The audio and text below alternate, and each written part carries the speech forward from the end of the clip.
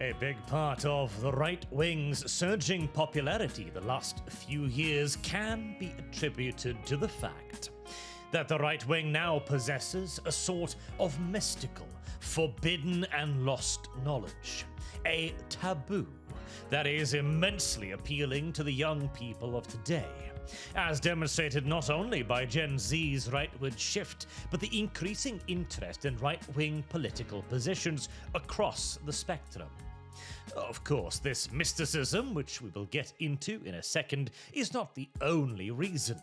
The collective right wing of politics has become ever more popular over the last few years, as a portion of that is due to the Overton window's remarkably rapid slide to the left, which resulted in the left's wholesale rejection of any position to the right of Mao Zedong. Another reason for the right wing's rapid climb in popularity, adjusting the position of the Overton window, is the demonstrable failings of left-wing positions and principles. Pride today, for example, is first and foremost associated with utter degeneracy.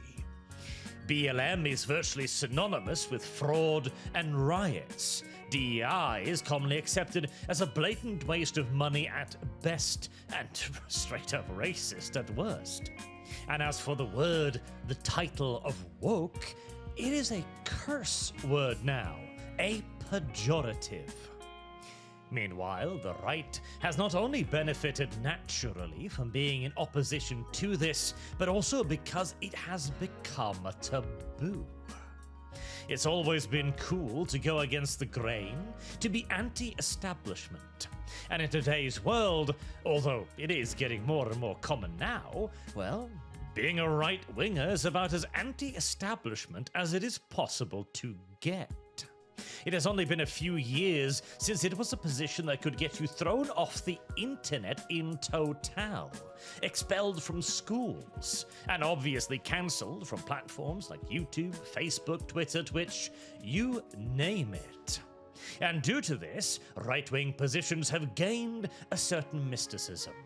To be a monarchist today is very politically avant-garde. And again, just a few years ago, the suggestion that mass immigration might somehow be immoral, or wrong, or damaging was considered absolutely ghastly. Because after all, besides an accident of birth, there is absolutely no difference whatsoever, culturally, religiously, or racially, between an American and a Somali. Another left-wing position that aged rather poorly. But even more importantly than the simple appeal of the new and the different, it is the fact that the right wing genuinely are the guardians of forgotten knowledge, of long-lost lore, and the heralds, in essence, of a golden age that once was and could perhaps come again. And to illustrate this point, I will primarily be grounding it in entertainment, because it is the easiest and most immediately relatable way to communicate the point. For whilst we could quibble over elements of the economy, of culture, or politics in general, there is simply no question that entertainment has gotten worse. A lot worse. And it is because the modern day's left's desire, its pathological need to enforce its agenda onto everything, including entertainment, that it is simply incompatible with the primary purpose of entertainment: escapism. And it is immediately obvious to the casual observer.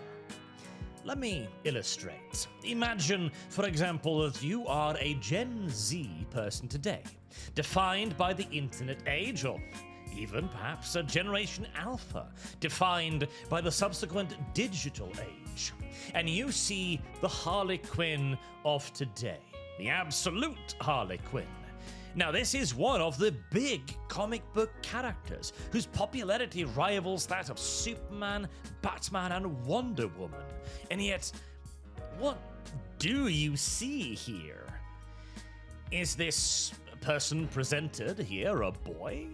A girl? I mean, the black lipstick would suggest a female, but the Kiss-style-inspired eye makeup makes that far from certain. And her clothes are, well, clearly masculine. Oddly old man-esque, actually, if anything. A shirt and tie, complete with a vest and black trousers, with diamond patterned socks, the likes of which I swear to God I've seen on my grandfather. But the massive loose hoodie, which will not do her in any favors in a fight, by the way, and the sneakers are the complete opposite again. And speaking of age, what age is she? He? The jaw suggests an adult, at least, but the baggy clothes suggests a teen? But then again, the old man clothes underneath suggest someone significantly older, and the Kiss-inspired makeup suggests a damn boomer. And as for what she is, well, a random criminal, I guess? A street ganger of some sort? I mean, she's wearing gang colors, I suppose, and she's carrying a weapon, so a criminal of some sort. And that's pretty much all of the information you're going to be likely to glean from this character. If you take away the information provided to you by the revelation of her name, Harley Quinn, you'd probably be hard-pressed to identify anything about this character. And now, imagine as a blue-eyed, bushy-tailed young Gen Z or Alpha that you are taken aside by one of the old mystics, a right-winger who claims to have seen another Harley Quinn and is willing to show it to you. And immediately, the contrast could not be starker. It is immediately obvious that this is a female character. She is fit, slim, attractive. Her costume is meant to accentuate this femininity and also immediately communicates the theme as well. And firstly, that she even has a theme. She is not some random street hooligan. She is a jester, a clown. This is an identity that bears a lot of weight and purpose within the universe. It is something unusual and special. And she is clearly young as well, but not teen young. She's a young adult. And all of this is immediately obvious. And furthermore, if one places the two characters side by side, then, well, besides the damn color pattern, one would be hard-pressed to even think this was the same character. In fact, if you showed this off back in the 90s, it would come across as a parody. As the difference in style, in charisma, in identity, in simple identifiability, it is shocking. Then further imagine yet again that the grand old wizard of things long lost tells you that this character, this Harley Quinn, is not a creature of the 40s or the 50s, not one of those World War II era heroes, but that she was made for Batman, the animated series, in 1992, and that she grew to be one of DC's most popular characters in less than a decade. The realization will then immediately dawn that just a few decades past, within living memory, well and truly, we were so good at making entertainment that iconic characters were the norm, rather than the exception. And then, to further realize that as a Gen Zer or Gen Alpha, you just missed the golden age. And what has been done to those characters since is a crime. I have videos on both Harley Quinn and the even more hair-raising desecration of Nora Freeze on this channel, if you feel like realizing just how bad things have become, as it is genuinely difficult to communicate in simple terms how much better it was. And this realization, in my experience, has radicalized more people more quickly than any political position I have ever personally seen, as it is an easy, immediate, and demonstrable way to show just how much better things were before. No rose-tinted glasses needed. showing a person of the modern world who grew up on androgynous, soulless slop things like A Heart of Ice, one of the best Batman episodes ever produced, or epic classics like Ben-Hur, or Cleopatra, or Waterloo, with no CGI, just amazing movie magic. It is nothing short of a transformative experience. Even more recent shows like Rome is enough to blow many people away.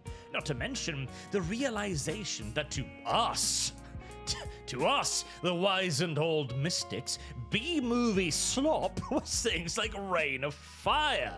Watching Christian Bale and Matthew McConaughey fight fucking dragons in a post-apocalyptic world. Or that absurdly cool stuff like Xena, Warrior Princess, or Buffy the Vampire Slayer were, to us, basically children's television, young teens. Seriously, our slop, our low-effort, low-budget shows are like goddamn ambrosia to the younger generations of today. Hell, we even did politics better. American History X, for all its comparative bluntness of its point delivered with all the subtlety of a black and white to color transition, it is positively Shakespearean by today's standards. And as for gaming, a more popular pastime now than ever, of course, well, there is a generation growing up right now that doesn't even have a conceptualization of evolution in gaming. When I was growing up, we went from Shogun 1, watching vaguely Japanese-shaped pixels wave vaguely weapon-shaped pixels at one another, to Medieval 2 with armies of thousands of fully fleshed-out 3D models waging war on a colossal scale, with individual combat and kill animations. I and many others watched Doom go from the same blurry-ass pixels to fully rendered cacodemons. Meanwhile, Generation Alpha will barely be able to see the difference between a game from 2007 and a game from 2025. And mechanically, my god, I can remember a time before mini-maps, before attack move, a time when Fog of War was revolutionary. And today, we're on Black Ops 7. We must have had 24 Call of Duty games of various types and stripes, all released with about as much innovation and individuality as your average sports game. And yet again, this fact, this realization that they missed the golden age, that it is gone, and they passed it by a scant few years? No wonder they are upset. No wonder they get riled up and agitated when told that no, things genuinely were better before. A lot better. And somebody took that away from you. There is certainly no wonder then that many will seek to return to that time. And the only ones who have any hope of fulfilling that dream are yet again the mystics of the right wing. Not just because they were there, but because the modern left considers everything that made the Golden Age great to be evil. Harley Quinn is haram because she's too feminine, she's too attractive. Xena also is too sexy.